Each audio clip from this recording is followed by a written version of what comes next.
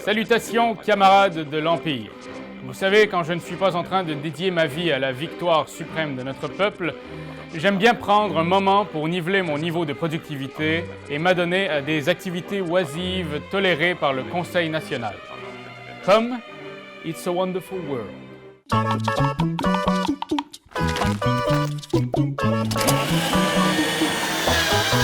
It's a Wonderful World est un jeu de recrutement de cartes qui se joue de 1 à 5 joueurs en moins de 60 minutes. L'action de jeu se déroule dans un futur pas si lointain, où quelques grands empires se partagent le monde et doivent décider s'ils s'imposeront par la force ou par la collaboration. Le joueur qui aura fait le plus de points à la fin des 4 tours de jeu en accumulant généraux, financiers et projets complétés sera désigné vainqueur.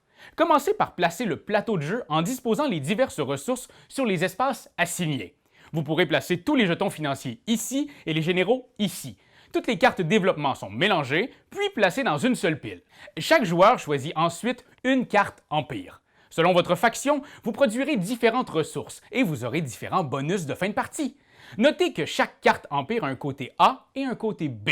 Assurez-vous que tous les joueurs utilisent le même côté. Les fautifs seront envoyés dans un centre de rééducation pour une durée indéterminée. Placez finalement le compte-tour sur le 1, juste ici. Il vous permettra de suivre la progression des tours.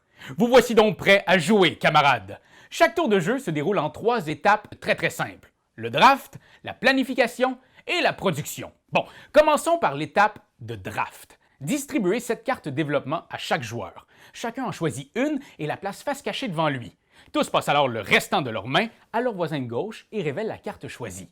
Prenez le nouveau paquet qu'on vous a passé et choisissez une autre carte. Ainsi de suite, jusqu'à ce que tout le monde ait choisi cette carte devant lui dans sa zone de draft.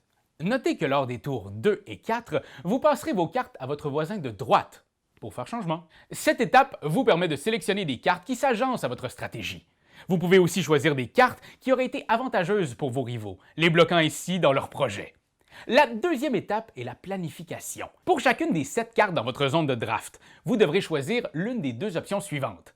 Les mettre en construction ou les recycler. Les cartes que vous mettez en construction sont placées au-dessus de votre zone de draft. Elles deviennent des projets que vous pourrez éventuellement compléter en payant le prix indiqué ici, à gauche, et qui s'ajouteront à votre glorieux empire. Mais vous l'aurez deviné, il est impossible de tout construire et certains projets méritent d'être abandonnés pour le bien de votre nation. Vous pouvez donc recycler une carte en la défaussant. Vous obtiendrez instantanément la petite ressource indiquée en bas à droite. Dans ce jeu, dès que vous obtenez une ressource, vous devez la placer sur une carte en construction. Si aucun projet ne peut accueillir votre cube, placez-le dans la zone transformation de votre carte Empire. Dès que vous avez 5 cubes dans cette zone, défaussez-les et gagnez un cube de Crystallium. Le Crystallium est une ressource rare et versatile. Découverte en 2031 par Chris Pratt, le Crystallium peut remplacer n'importe quelle autre ressource sur un projet. Vous pouvez aussi le mettre de côté sur votre carte pour un usage futur. Notez que toute cette étape de jeu se passe en simultané. Les joueurs procèdent chacun de leur côté en même temps jusqu'à ce que tout le monde ait décidé quoi faire de ces 7 cartes. Quand c'est fait, on passe à la 3e et dernière étape du tour, la production. Cette étape se déroule dans l'ordre des ressources sur le plateau de gauche à droite. On commence donc par cette ressource grise, les matériaux. Tous les joueurs vérifient leur espace production, à gauche de leur carte Empire. Combien de ressources de ce type ils produisent et l'annoncent haut et fort. Moi, je produis 2 matériaux! Le joueur qui a produit le plus de cette ressource gagne le bonus de suprématie associé avec celle indiquée ici. Par exemple, comme je suis le leader mondial des matériaux, je gagne tout de suite un financier. Tous prennent alors le nombre de cubes qu'ils ont produits et les placent soit sur une carte en construction ou dans leur zone de transformation. Notez bien qu'une fois que vous avez placé un cube sur une carte, vous ne pouvez plus le déplacer. Je place donc mes 2 matériaux sur mon éolienne qui est maintenant complétée. Je viens la placer alors, comme tous mes projets terminés, dans la zone de production, juste ici.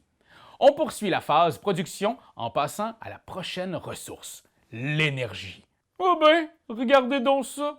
J'avais rien en énergie il y a encore un tour, mais grâce à ma nouvelle éolienne, je peux maintenant annoncer haut et fort, je produis une énergie. L'esprit du jeu réside là-dedans, être capable de planifier l'ordre de nos cartes et de nos projets pour enchaîner production et construction de manière efficace. Notez aussi que certains bâtiments vous donnent un bonus dès qu'ils sont construits, des ressources, des généraux ou des financiers. Continuez ainsi pour chaque ressource. Une fois que cela est fait, Avancez le marqueur de tour, puis recommencez un nouveau draft pour le tour numéro 2. Vos cartes et vos projets en construction vont ainsi s'accumuler de tour en tour. Votre empire va grandir, votre monopole sur certaines ressources va s'intensifier ou se dissiper selon les actions de vos adversaires. À la fin du 4e tour, la partie se termine et chaque joueur compile ses points. Chaque général et chaque financier vaut 1 point.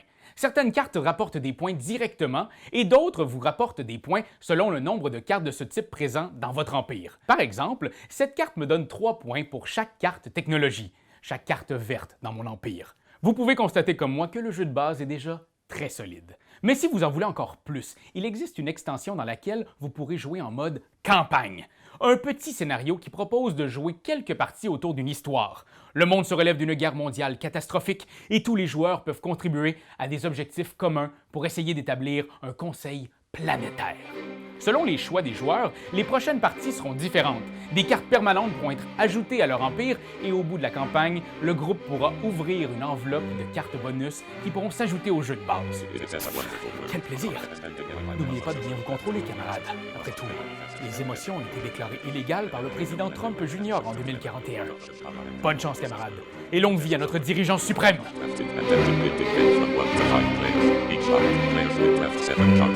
Choose which ones will be recycled to the resources and which ones will be kept